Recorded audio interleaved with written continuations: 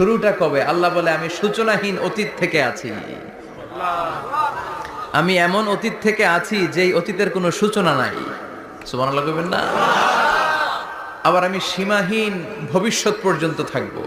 সুবহানাল্লাহ পড়েন। এমন ভবিষ্যৎ যেটা সীমা নাই, এমন অতীত যেটা শুরু হয় নাই, তিনি হচ্ছেন আল্লাহ। চিল্লায় বলেন তিনি কে?